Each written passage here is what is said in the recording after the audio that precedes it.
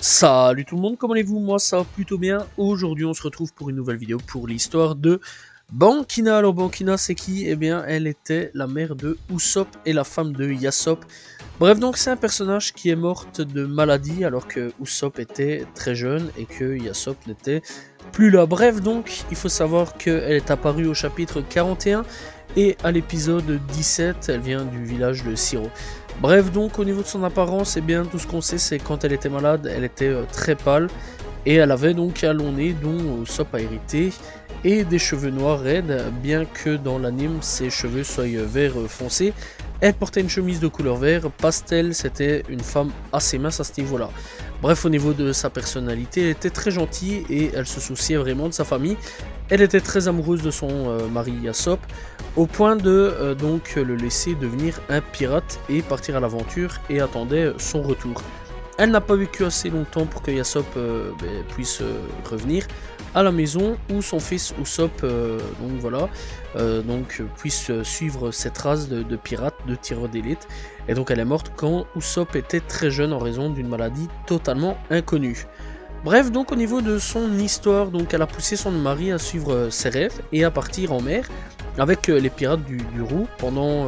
Cependant, elle n'a pas pu bien s'occuper de son fils Usopp à cause d'une maladie qui l'affaiblit, obligeant donc à demeurer cloué sur son lit.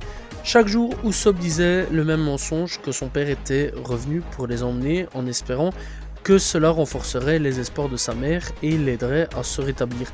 Cependant, elle savait qu'il ne reviendrait jamais et avant sa mort surtout. Bref, donc elle expliqua à Usopp qu'elle était heureuse qu'il soit parti en mer, même après son décès. Usopp continuera à raconter le même mensonge, même s'il n'avait plus aucune raison de le faire, uniquement pour combler la solitude qui le hantait. C'est à partir de la mort de sa mère qu'Usopp commença à devenir le mythomane qu'il est actuellement. Bref, donc au niveau de la différence anime et manga, dans l'un des fillers de Lockdown, Yasopp donc a admis qu'il était inutile et ne pouvait rien faire pour sa femme et son enfant. L'un des hommes de Shanks ayant donc demandé si c'était pour le mieux. Les hommes de Shanks suèrent et donc applaudirent comme si c'était une bonne chose qu'elle ait quitté sa femme et son enfant, ce qui n'apparut absolument pas dans le manga, etc. Bref, il faut savoir qu'elle a apparu aussi dans 2 jeux vidéo. Alors en personnage non jouable bien sûr, One Piece Dragon Dream et One Piece Treasure Cross. Alors on en a déjà parlé de ces 2 jeux là. Bien souvent il y a pas mal de personnages du début de One Piece qui apparaissent mais qui ne sont pas jouables. Bref, en tout cas c'est quand même un personnage assez intéressant avec une histoire pas très drôle, on va pas se mentir là-dessus. C'est quand même un personnage qui quelque part après son décès fera en sorte de faire changer Usopp.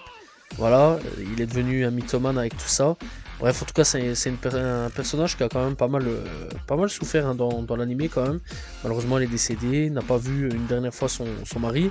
Et donc, a laissé malheureusement tout seul Usopp, voilà, sachant que, en plus de ça, personne ne pouvait s'occuper de lui. Bref, c'est la fin donc de l'histoire de la mère de Usopp du nom de Bankina.